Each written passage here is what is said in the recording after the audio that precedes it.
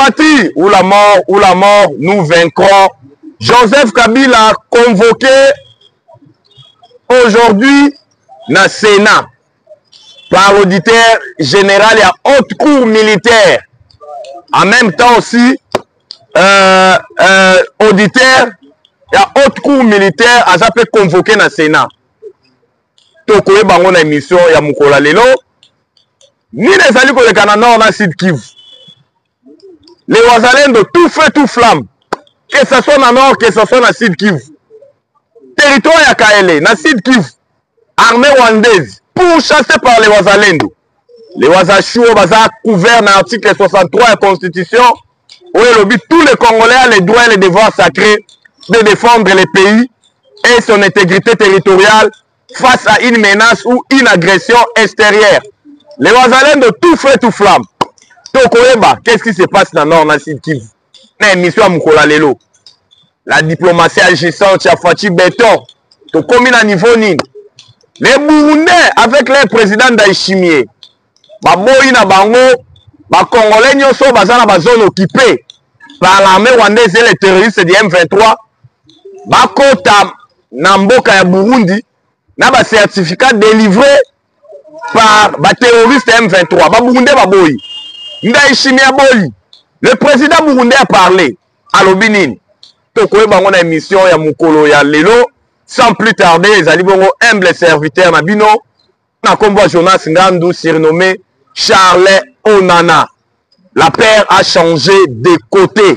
Turubaka yango.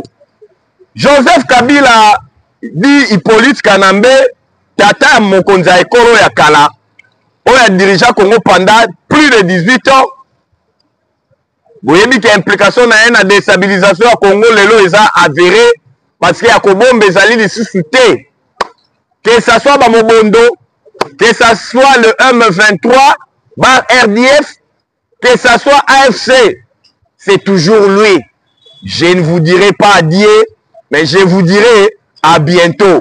Wanezara Maloba Joseph Kabila, si vous vous souviendrez, Tangu, Basalaka, remise et reprise na tata mokonja ekolo Fachi Béton.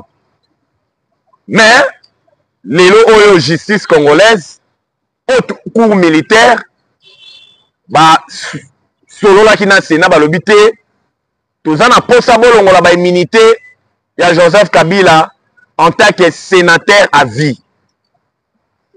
Sénat lobi pe iyo problème exact c'était depuis la semaine passée. Sénat a organisé qui séance plénière moko oyo esalemaki en huis clos oyo bolandaki ba vérité ebimaki ebele epai ya ba sénateur nalandaki même sénatrice moko azolo balobi Joseph Kabila d'après les informations de notre possession abengaki ba Rwandais po boyebi ke ya kobombeza esute Kabila akoma kosala ba voyage mbalo mbala na Rwanda yena Kagame kaka boye mais tokokamwa te po toyebi ke azala déjà na nationalité douteuse a déjà Congo na chance solo ko pamba na lokuta mais vérité yaka toujours na nini na escalier lokuta yaka na ascenseur yango to mona ki lolenge kani maman sénatrice wana zolo balobi d'après formation toza nango ba Rwanda bazaki na plan machiavélique ya ko boma tata mokonzi ekolo Fachi Béton mais Kabila bengi bango asoyi na corneille nanga bengi ba Rwanda lobi te boboma Félix Antoine Tshisekedi Tshilombo te soki bomeki koboma ye bokokomisa ye héros national boboma ye te botika tokobenga na ye na manduki tokokotisi tokomema bitumba ntina ville province ya Kinshasa de telle enseigne ke ye fois kima boboma ye te bokokomisa ye héros national pamba bato babanda koadore directement ba Rwandais avec plat et assassinat Fachi basali rétro pédalage babité tokoboma ye lisusu te mais tokomema bitumba bozomona baventure baosa na est objectif principal ezalaki komema bitumba ntina ville province ya Kinshasa oyo baéchoué lamentablement à travers la diplomatie agissante ya Fachi Béton oyo tokodéveloppe yango na émission na biso Mukola lelo. Raison pour laquelle étant donné que implication na ezalaki avérée na déstabilisation ya Congo wana ngai te mutu na lobi yango wana boyebi qui est Eric Kuba Eric Kuba zalaki conseiller ya Corneille Nangaa en matière de sécurité.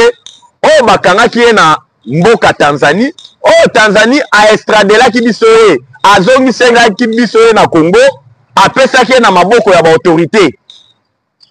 Lors ya audition Eric Kuba, mutu ya yambo oyo atanga kombo ya Joseph Kabila na déstabilisation ya Est.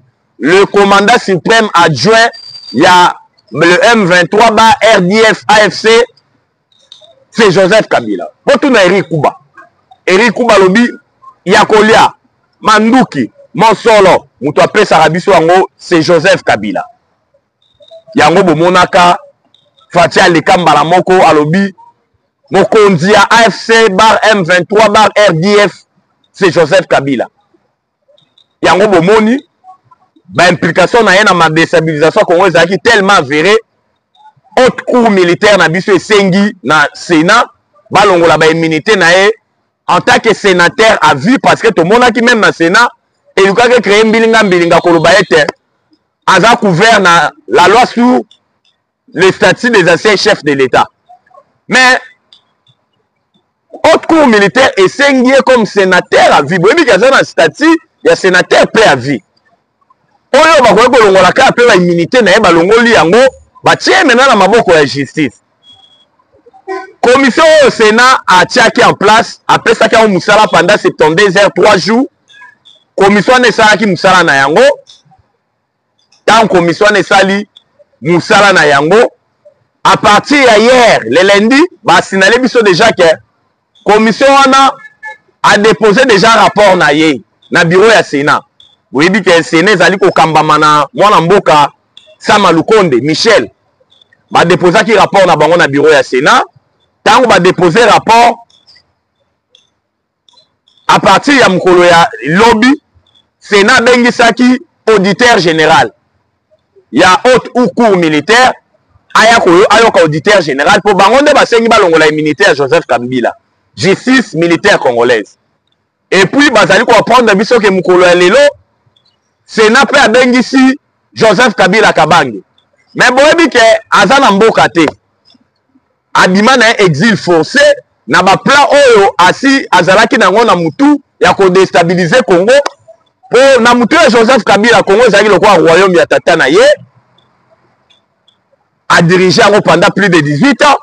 Il faut zonga suna Congo pour atala lolenge kani ya ko continuer ki royaume na ye kozala roi mais akosamaki munene parce que Sénat otu ko convoquer to ebi ke akoya te poza na mboka te mais to ebi ete aussi que il y aura un procès parce que ba immunité na kolongwa parce que les makambo tali justice et puis il y aura un procès au Joseph Kabila arozala condamné par défaut parce que azali na mboka te boyebi ke azali na mosolo ebele azali na ba société ebele na Congo azali na ba bien ebele au justice et aux en obligation ya kokanga yango soki ekotenga ba ekosenga bateka yango même na vente aux enchères pour leur permettre ba Congomani nyonso plus de 15 000 o ba kufika na ba aventure ya M23 oyo parce que ba Congomani o ba kufika na ba aventure oyo o ebandi na 2021 na sukati lelo baza déjà plus de 15 000 mais boyebi ke na est ya mboka na biso depuis ba Rwandais ba banda ko agresser biso ba Congolais to perdre plus de 10 millions de morts, plus de 500 000 femmes violées, plus de 110 000 hectares dévastés. Mais na ba aventure oyo e bandi na 2021 ti lelo ba Congomani basi ba kufi plus de 15 000. Je dis bien plus de 15 000. Mingi wana ba kufi eza mingi bana mike surtout ba maman. Ba kufi na kokufa, ba kufi na façon moko vous n'aurez même pas l'idée. Pour na bomengo zamba et plata na kati mboka na biso. Raison pour laquelle Sénat aujourd'hui a convoqué Joseph Kabila, a convoqué auditeur général et à haute cour militaire et à FARDC pour Ayoka Bango parce que lobby d'après les informations de notre possession mercredi, ça sera mercredi, on va maintenant statuer Sénat ko statuer pour na kolongola ba immunité ya Joseph Kabila oui ou non. Lobby ne ba ko statuer to koyeba sort ya Joseph Kabila malgré to ki ba grimace Katumbi alobi Soriano soki bosimbi ba immunité wana mbilinga mbilingi koya na mboka toyoki mpe de l'autre côté PPRD balobi kolongola ba immunité Joseph Kabila eza ligne rouge oyo ya komeka mabe koya tokamwe toyebi ke bamangungu wana tu bazosala eza bamangungu katika basala parce qu'il y aura rien. La justice doit faire son travail. Tozozela lobby ezali suka ya makambu pona matali immunité ya Joseph Kabila parce que biso ba congolais de père et de mère tolobaka immunité eza synonyme ya impunité te eza biloko il faut totelemela parce que tout le monde même na dossier Matata Ponyo comme vous le savez ces immunités il faut elongwa mais une population manipulée na province ya Kindu batelemi balobi oyo kosimba Matata mabe koya na province ya Kindu mais esali biso passe na province ya Maniema. Mais pourquoi une personne qui a volé des millions de dollars, je dis bien des millions de dollars,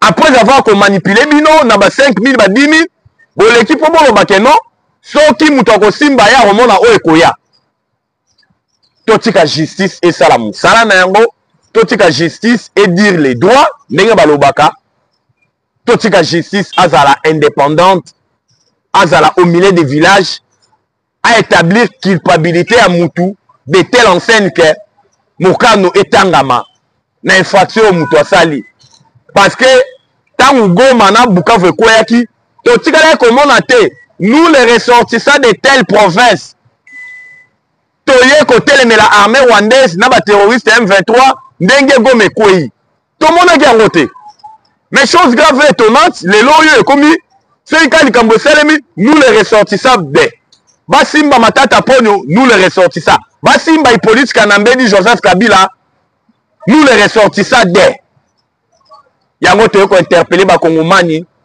to benga na pratique wana ezali ko zongisa mboka sima botika justice et sala musala na yango wana ezalaki bongo première sujet na biso ya émission lelo ko la lolenge kani Joseph Kabila na auditeur général ya haute cour militaire ba bengami lelo na ndako ya Sénat po bayoka bango malgré Joseph Kabila koyate mais tokoyeba lobi nde mercredi bakokata lolenge kani makambo ko salema pona immunité kolongwa oui ou non.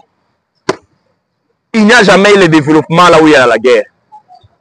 Comme vous le savez, nos deux provinces, elles ont vraiment émaillé Nabitumba, elles sont occupées par une force étrangère, Rwandais, mais Bazaka Rwandais, mon côté, on nous signale aussi, Ougandais, Bazalaka en camouflage, on nous signale aussi, Soudanais du Sud, Bazalaka en camouflage, on nous signale aussi, Kenya pe bazalaka camouflage banilotique bato ya communauté des États d'Afrique de l'Est au Congo peut tokoma membre toujours des visées expansionnistes toujours bitumba o ezo ça la survie économique ya ba économie na bango parce que lelo ya kobombe ezalité nyonso ezali dévoilé déjà sur la place publique à travers la diplomatie agissante ya Fachi Beton et Longo na Nzambe Fachi a si déboulonné l'empire du mensonge.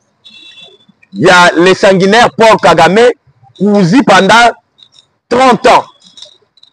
3 décennies, Bakongomani Bakufaka, la communauté internationale est caractérisée par l'omerta, c'est-à-dire la loi du silence. Il faut tuer les Congolais parce que la vie des Congolais ne vaut-elle pas une vie d'un Ukrainien ou d'une Ukrainienne? Après plusieurs années, il y a politique à deux poids, deux mesures. Dans le traitement, il y a dossier à Congolais. Dans le traitement, il y a dossier à Ukraine, dans la Russie. La diplomatie agissante. Zambalobite, ni réussi la rater. 30 ans de guerre, ça suffit. Plus de 10 millions de morts, ça suffit. Plus de 500 000 femmes violées, ça suffit. Plus de 110 000 hectares dévastés, ça suffit. Ba pare autrefois ya ba Rwandais o babandaki ko soutenir bango na nyonso lelo bango mo basali rétropédalage balobi te 30 ans de guerre na Congo bo pia une panoplie de sanctions contre le Rwanda. Aujourd'hui l'économie rwandaise affaiblie, le franc rwandais s'est déprécié du jour au lendemain, la balance commerciale rwandaise du côté importation et exportation. Vous n'aurez même pas l'idée. Côté exportation, vous voyez que le Rwanda c'est un pays de 1000 colis. Les Rwandais vont vivre dans un pillage systématique. Il y a des ressources minières congolaises dans la partie est. Les longs Rwandais affaiblis. Notre ministre des Mines, Papa Kizito Pakabombe, tout feu, tout flamme, a déclaré la zone nyonso est contrôlée par les Rwandais, ici ka carré minier za zone rouge. Oyo, sous le lait Fachi Beton, la ministre Nabiso a mis impacté sur le plan mondial. Le marché des métaux, balobi iyo, boyebi ke tolobaka yango, ba minéré te kamara lokola li panangu bate. Minéré c'est la traçabilité. Quand on parle de la traçabilité, on voit ténère ya minéré et outi na province nini et outi na carré minier nini. Parce que boyebi ete na diplomatie agissante ya Fachi Beton, ba multinationaux ba sombaka ba minéré stratégique oto bengi les 3T, tintal, éther, tungstène. Ba sali rétropédalage, ba lingi lisu ko somba les minéraux de santé. Ozo uta na est ya Congo. Babandi ko moya, ba moyi makambo. Parce que vous êtes sans doute ignoré que na début à 2024 2025 oyo RDC afundaki Apple. Oto bengi Apple. Oyo sale la biso ba iPhone 10. Oyo bomomaka na iPhone, ba tiela bino pomme ya grise, ba liemo ndambo. Congo fundaki ba filiale ya Apple oyo eza na Belgique, eza na France. To engagaki un avocat spécial. Ba bengi na kombo ya Robert Amsterdam. Robert Amsterdam yena zalaki avocat na biso tango to fundaki ba filiale ya Apple oyo eza na kati ya Belgique na France. Bomonaki lolenge kanye créaki tolé même na ba européen bango moko. Ba marche salemaki na filiale ya Apple oyo eza na France, oyo eza na Belgique. Bomonaki pe lolenge kani ba manifestant bazwaki bayaki ko peintre na ba magasin ya Apple nani peinture rouge kolakisa makila oyo eza na kati ya ba iPhone 10. Oyo tokosenga même na bakongomani mikolo ezali koya toko interdit kosomba nani iPhone. Toko interdit yango na mboko. Malgré lelo oyo Apple esali rétropédalage balobi te chaîne ya approvisionnement na biso ezala na ba minéraux ya Congo te. Tokoye kosomba ba minéraux wana te. Les minéraux du sang na kati ya iPhone. Yango momoni na diplomatie agissante wana la plupart des multinationaux oyo ba se procuraka na ba minéraux stratégiques pona kosala ba appareil électronique na bango ba appareil sophistiqué bango tout basali rétropédalage preuve aneke Traxi oyo ezali na mboka ya Luxembourg oyo asombaka ba minéraux, vous n'aurez même pas l'idée. Auti kosala pe rétropédalage alobi abo opia na ba minéraux Kagame atekelaka biso. Yango bomoni la guerre de l'Est, que ce soit dans le nord, que ce soit dans le sud Kivu, les Wazalendo tout fait tout flamme. Territoire ya Kaele na province ya sud Kivu. Bomoni lolenge kani, les Wazalendo bazaki au four et au moulin, ba barrer la route contre progression ya armée rwandaise. L'armée rwandaise repoussée, vous n'aurez même pas l'idée. Oh batiaki matoi mangongi, bazonga ki te na puissance de faire ba Wazalendo. Bazalaki pour chasser plusieurs militaires rwandais oyo babikaki Mbangweri ezalaki en désordre. Mbangweri po batuti bakima bango bapakataka en désordre. Mbangweri yango tomoni lolenge kani territoire ya Kaele plusieurs villages na maboko ba Wazalendo. Avant-hier boyebi ete na province ya Nord Kivu Bambo Kishishi na deux localités ezalaki na maboko ya armée rwandaise. Ba récupéraki, mais on nous signale depuis hier. Ba Wazalendo ba frappé, ba récupérer Kishishi, ba récupérer Bambo, na des autres localités ba kombo na Wekini. Au moment où je vous parle na maboko ba Wazalendo. plusieurs effets militaires et militaires rwandais bakimaki na mbangweri babwaki yango na mabele mbangweri en désordre oyo eza na maboko bawazashu bawazalendo. Et puis on nous signale que bawazalendo maintenant balobi tobunda tina suka parce que yakobombe ezali te. Il y a une crise au sein du M23. Il y a une guerre et leadership entre les leaders na kati ya M23. Et ça ne va pas na kati ya M23. Économiquement parlant, asphyxié. Parce que pour faire la guerre, ça demande les sous. Il faut avoir des sous. Il faut mon solo. Il faut se procurer des armes de dernière génération. Il faut s'équiper. Il faut payer les militaires à travers les soldes autobenga mon solo ya ba militaire. Oh lelo ba terroriste M23 au Kagame a prometaki bango likolo na mapata. Après avoir kozwa goma na Bukavu ba mono lo malonga te. Ba bandi ko lela gimalela. Koto Fati Beto Tala lobité, on doit revoir à la hausse les soldes de nos militaires. Les militaires non se basent en francs, $500. Et que mbilinga et puis les terroristes rwandais. Plusieurs éditions. Il y a les militaires rwandais qui se rendre. Banamboka ba congolais. On va dans la carte M23. Ils se rendre pas FRDC. Du coup là $500 au Fatia Matisse. Dans solde ba militaire. Ça a créé un ouf de soulagement. Oh, tolobaka yango ke Fatia za na mandat za vraiment na mission. Parce que azo toucher bisika oyoyo, il fallait qu'il vraiment toucher. Oh, ils ont créé crise. Oh, ils ont créé mbilinga na mitu ya ba terroriste. Yango to moni lolenge kani. Nord Sud Kivu, les Wazalendo tout fait tout flamme, sous contrôle. Les Wazalendo fourrés au moulin pour barrer la route à la progression de l'armée rwandaise. Et les supplétifs Otobengi, les terroristes du M23. La paix a changé de côté. Dieu est congolais. Maintenant, vous voyez que le président burundais Ndayishimiye a aussi interdit na ba Congomani nyonso baza sous contrôle.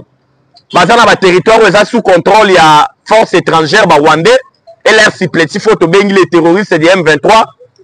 Le président Burunda Lobi, pour M23, a komaki ko imprimer ba mikanda o ezopesa ba Kongomani o baza sous contrôle na ye accès ba kotaka na Burundi.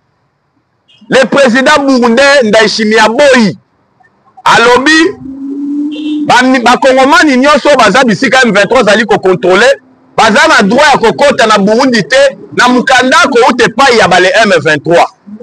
Na ligne le M23, ce sont des terroristes congolais occupés par l'armée rwandaise. Na boy nanga biloko bayaka na ba certificat M23 zo pesa mo ba kota rabanya tamakolo na wana mboka Burundi. Wana président Ndayishimiye abi aboyi assez instruit déjà na ba service l'union frontalier qui va permettre au loko wana te pour ba tikala na nous peut déjà repermettre yango te. Ba meka pas même. Yago tomoni lolenge kani mesure wana eza na applicabilité directement pour na ko barrer la route toujours na ba gouvernement parallèle oyoyo ezali ko tiama na epa ya ba terroriste boyebi ete ba terroriste ya M23 basalaki ba aventure moko ya mauvais goût ya kozwa ba Rwandais o bafandaka na Goma na Est ya kozongisa bango na Rwanda ya koloba ete bafanda na Congo baza na illégalité totale wana bolandaka yango te ezali c'est du poudre aux yeux o baloba na lopoto c'est du poudre aux yeux bolanda ba aventure wana te ezosalema wana toyebi que le M23 c'est une coquille vide, ce sont des patins, ce sont des paquebots baza ba elilinga pamba nous bateau avec l'armée rwandaise. Preuve en est que tolobaka yango ba Congolais de père et de mère, nous devons connaître l'histoire à ne pas l'oublier. Ce qui se passe dans la partie orientale de Mboka Nabiso, c'était les Américains dans les années 94, sous administration de Bill Clinton. Il y a ça, Kagame agenda caché, on a envahir Zaïre à son temps, ou est comme une République démocratique du Congo. Toujours avec pouvoir, il y a des démocrates américains, tout le monde a RCD Goma. Balongo liango kombo RCD comme CNDP. Balongo liango comme M23. Après M23 bis encore sous Fati Beton. C'est toujours le Rwanda. toyebi ba aventure wana toyebi ba modus operandi na bango, mode opératoire na bango toyebi yango. Raison pour laquelle tosengi na ba Kongomani nyonso tout ya makasi ezali, nous devons être aux aguets, nous devons être vigilants parce que intégrité territoriale en mboka na biso faut la libérer. Tolobaka yango matin midi soir que la guerre de l'Est sur le plan diplomatique c'est une victoire écrasante. Spirituellement parlant, c'est déjà une victoire. Et tikali kaka mwamba rectificatif mora mike pour mettre un terme na bitumba o ebomisi ba Kongomani durant 3 décennies. Yango bomoni lolenge kani tolakisi bino lolenge kani tokoki kobosa na jamais histoire. Parce que totangaka histoire pona ko éviter biso mabeya na avenir. Raison pour laquelle totangaka histoire totala lolenge kani mutu boya koyaki nini esalaiki akoya lolenge kani faut totambola na ndenge ya malonga po oyo baninga bakutanaki nango ba se retrouver na yango te. Ezalaki bongo et constituaki lokola 3e sujet na biso ya émission ya Mukola lelo, 4e et dernier sujet tolobaka yango bien toti koloba la diplomatie agissante ya Fatou Beton. Peut-être eza na batu misusu batie bango bilamba na elongi bazo mona lolenge kani politique o tata mokonzi ekola azali kosala lolenge kani ezo continuer ko produire ba résultats escomptés. La politique c'est l'art de gérer la cité. Voilà, selon Platon, selon Aristote, c'est l'art de gérer la cité. La politique bah ça la pour le bien-être de la population. Quand on parle de la gestion des cités, comment il faut gérer la cité? Comment il faut imprimer des mécanismes pour gérer en bon escient, en bon père de la famille, ba ressources ya ba to yozali kokamba. Mais na mboka la biso politique et comment enrichissement illicite. Quand vous êtes nommé ministre, mandataire, député, haut fonctionnaire à l'État, et comme il faut photo de sa poche. C'est ça. Vision africaine dans ma matali politique. Oh, photo télémela yango. Tout le monde diplomatie agissante à Fatou Beton lelo yo. Les gens sont venus distiller des propos dégradants à l'égard de Fatou Beton, caractérisés par la sournoiserie, Tshisekedi a bradé nos minéraux auprès des Américains. Quand on parle de bradage, ça dit Azope Sayango na prima ngondo. Wana opposition à Zalande Balobaki. Pour tout le monde, la diplomatie agissante à Fatou Beton. Mais tout le monde kani, les Américains eux-mêmes, à travers le département d'État aux affaires africaines. Les Américains balobini. Balobi, les investisseurs américains viendront investir à l'est de la République démocratique du Congo pendant 15 ans. Les Américains vont débourser 500 milliards de dollars. Mais quand on parle d'un investissement de 500 milliards de dollars, bon là qui s'en a bradage exemple, il y a un français yango na yébité. Est-ce que les gens vraiment réfléchissent avant de dire des inepties corroborées par des ragots? C'est pas normal. Raison pour laquelle na sengi na ba Kongomani topé sa matoi na opposition oyo ezali faible té. Depuis que le Congo est Congo, on n'a jamais connu une opposition qui est très faible comme Otozali Nango. Une opposition qui sont des mèches avec les Rwandais, avec les impérialistes pour déstabiliser leur propre pays. Mais parmi mingi baza la kata opposition, mingi baza na nationalité douteuse. Boyebi bango nyonso. Mingi baza la nationalité douteuse. Une opposition faible. Oyo depuis babanda opposition sous Fatou Beton, ville morte salemana nouté. Qui est opposé à l'équipe na TV, ndeto ando mona tangu ya IDPS. Kondo Etienne Tshisekedi da Mulumba de res mémoire. À l'équipe na Itando Kalobi, lobi muto abimate muto atekate eto sami nanu basali yango te. Même marche ya ko mobiliser sur toute l'étendue de la République nanu basali yango te. Opposition ya nzala toza nango tant to benga bango opposition ya nzala parce que na butu ba okende ko beta na porte ya Faci kabela mbongo komisanga mandataire salela nga boye yango tomoni lolenge kani à travers diplomatie Gisat ya Faci Béton il faut continuer qu'on produit des résultats escomptés. Elon Musk azali allié munene ya président américain na kombo Donald Trump société na babengi Tesla aza makasi na ba satellite kuna likolo auti osala même déclaration lobi ti na ba 2050 ya ba 2100 mokili kozika moi façon ezoya ekoya kozikisa mokili esika tokende ofanda eza na Mars wana eza maye Elon Musk alobaki parce que azali makasi na maye matali likolo aza na basatellite na ye Starlink boyebi société na ye oyo PTC auti ko approuvé alobi ete Starlink ekoevre na Congo apesi bango aval approbation na bango ba evre na Congo. Elon Musk lelo société na ye koya oyo kotala makambo ya internet parce que tomoni incapacité ya ba fibre optique oyo uti na Europe ti awawa mais ye kozala directement avec satellite na ye na société na ye wana eza toujours na cadre ya diplomatie ya Gisat ya Faci Béton bolandaki ye mo mpe ndenge annoncé baactivité ya société na ye na mikolo ezali koya na cadre toujours ya diplomatie ya Gisat ya Faci Béton tolobaka Congo mboka na biso toutes les provinces eza riche